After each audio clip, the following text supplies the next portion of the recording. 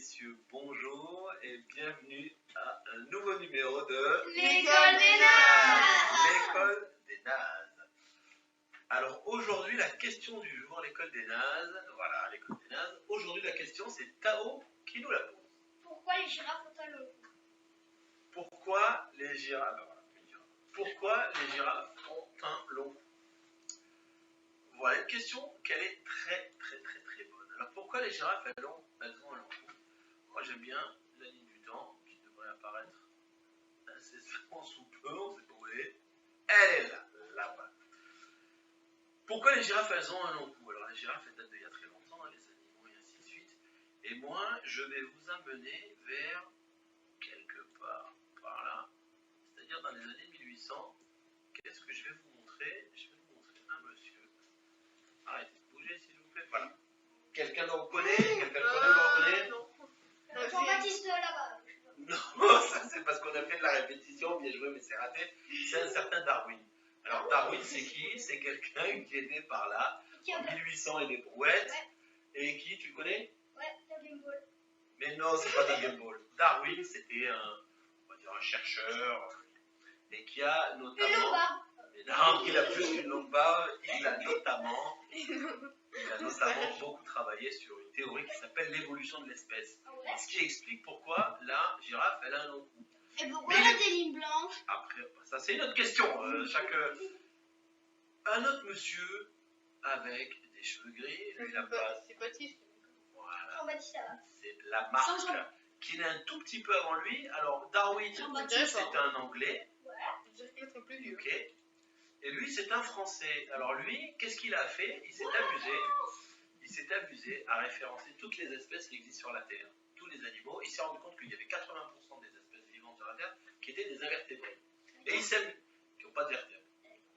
Et il s'est amusé à les catégoriser, ainsi de suite. Et en fonction de toute cette catégorisation, il s'est rendu compte qu'il y a des animaux dans certains endroits qui avaient des longs coups, comme la girafe, d'autres qui étaient devenus de plus en plus gros. Ils ont fait des recherches sur les animaux qui ont disparu, qui viennent de la préhistoire, et ainsi de suite. Et en fait, Darwin a récupéré tous les travaux de ce cher monsieur et il en a défini une théorie, c'est la théorie de l'évolution de l'espèce. En fait, c'est quoi? Il fut un temps où il y avait à manger partout, au niveau, on va dire, à 1 mètre de haut, où les vaches, elles broutent et tout le monde proute, plus ou moins 1 mètre de haut, on va dire. Et puis, pour une raison X ou Y, dans certains endroits, l'alimentation, la nourriture, voilà, s'est raréfiée au niveau d'1 mètre, 2 mètres de haut. Et donc tous les animaux d'une certaine espèce, qui n'étaient pas forcément la girafe, ont dû monter le coup pour manger. Monter le coup un peu pour manger, pour voir. Bon. Ils l'ont fait pendant des centaines d'années, ce qui fait que toutes les espèces, toutes les variétés qui n'avaient pas possibilité de lever le coup, elles crevaient. Et donc si on prend par exemple un basketteur et une basketteuse, ils se reproduisent, il y a des chances qu'ils fassent... Non, quelqu'un de grand, qui soit basketteur, mais quelqu'un de grand. Et donc si on va dans un village où on fait se reproduire des Michael Jordan pendant des milliers d'années, il est très probable qu'on ait beaucoup de Michael Jordan. Ça fasse beaucoup de Michael Banane. C'est ce qui s'est passé, c'est-à-dire l'évolution de l'espèce fait que dans certaines contrées où il s'est passé quelque chose sur la planète qui a fait que la nourriture s'est raréfiée en bas, toutes les espèces qui arrivaient, enfin toutes les variétés qui arrivaient à manger, à s'élever pour manger, elles survivaient, ce qui fait qu'elles se sont reproduites entre elles, et ainsi de suite.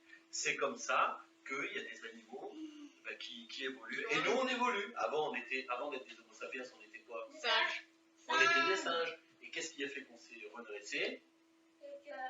On a mal de La queue. Mais